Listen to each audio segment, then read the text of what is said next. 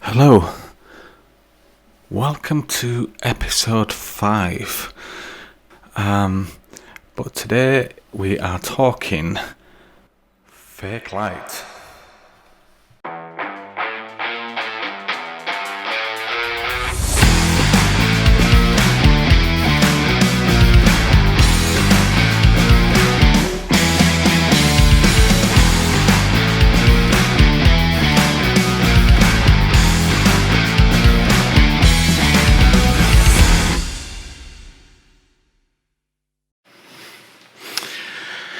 So, there's two things today. The first one is we're going to obviously be looking at some ideas for lighting.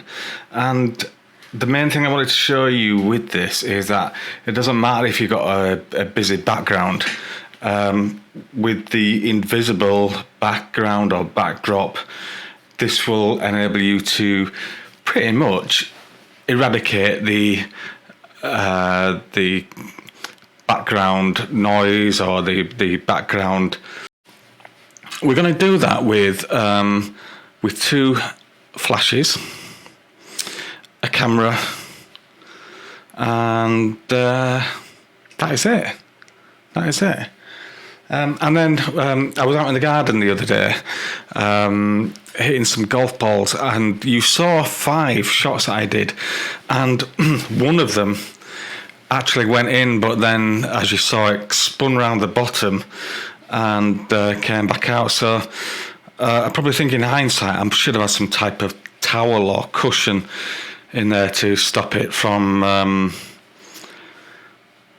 getting my excuses in now. But anyway, so what we're going to do now is we're going to show you how I created these pictures. So this is one that you saw probably on social media, and this one, whilst obviously it's manipulated, this one was also done in the same place that you're going to see now. So let's head on over and see what's going on. Hi, I've done this in here, and it's just really to show that this type of picture can be done anywhere, really, no matter what the background is, but it does to a degree. I probably recommend that you don't have a reflective backdrop, such as like a glass window or something like that. And whilst this is reasonably light, you don't want the direct sun on you, so it normally works best in shaded areas. But basically what we're going to do is we're going to hide the back, and the picture that we'll take in a minute will just have me in it. And the way we're going to do this is we're going to have a light behind me and a light in front of me, which is what this camera is attached to. And basically what happens is I set the camera so that when I press the shutter it's dark, and the way I do that is by reducing the ISO down as far as I can and increasing the aperture as high as I need to.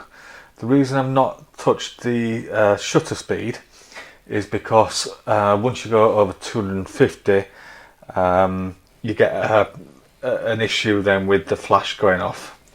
So here we go, let's have a look. So just get this off, I'll just show you what we've got here then. So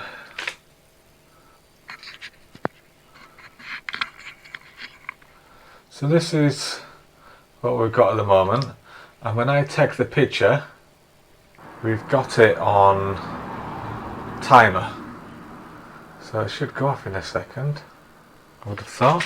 Oh, there we go. So it's taken a picture of literally nothing. Because it was that dark, it's taken a picture of nothing, and I'll let you know my settings that I've got on here.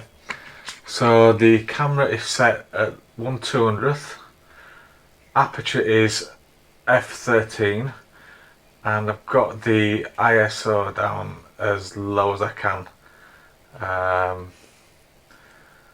So I'm just going to turn the flash on.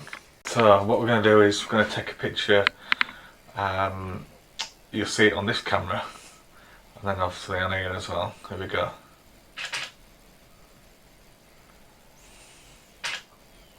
Right, let's have a look what we've got there. Might not be perfect, but let me just turn this light out a second. So I hope that makes sense. So basically what we've done there is we've made it so if you've got a manual camera, you can do this. You don't necessarily need flashes, you could just have lights. So basically what we've done is we've set it so that under the normal light that we've got here, it's not letting any light in. So we've turned the ISO as far down as we can. We've increased the aperture as much as we need to, and we've left the shutter speed at 200. I don't want to raise that too much because it can interfere with the flashes, but if you've got constant lighting on you, that's fine. You can use that option to increase the shutter speed, and then you want to try and have the lights as close as possible to you. So this one is just above there, so that's getting my face, and then this one is just creating some backlight there, and because it's so close, it's not separating onto the backdrop that we've got there. So I'll just take some more. So we've got the normal lights on, but then when you see the picture, you'll see that it's all blacked out apart from me. Just waiting for the timer. Oops,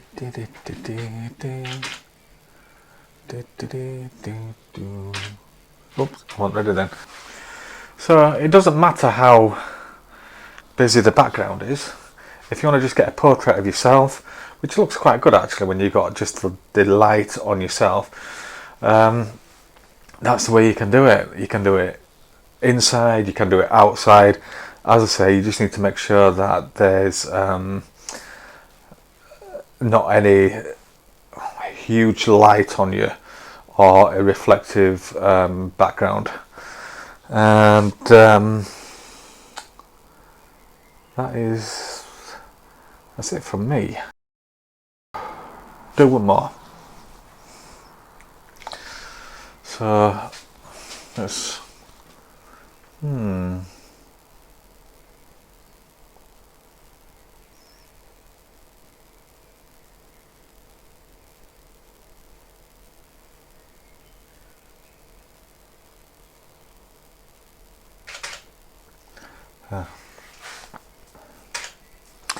all done.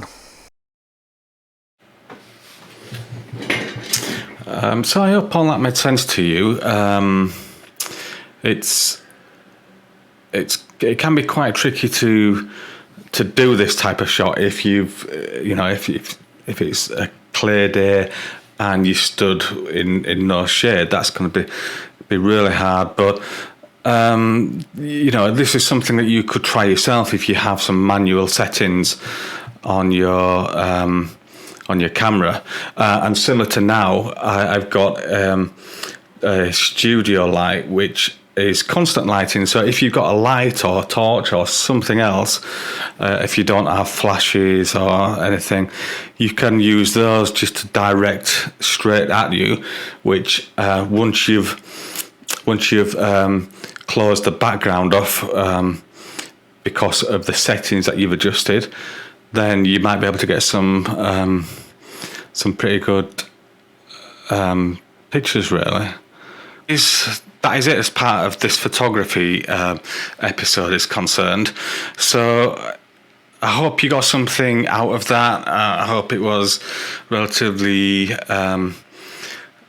understandable. If it wasn't, let me know. But until the next time, I don't should I do the golf thing again? Let me know if I should do the golf thing again, whether I need any practice or not. You're about to find out. So, see you soon. Bye.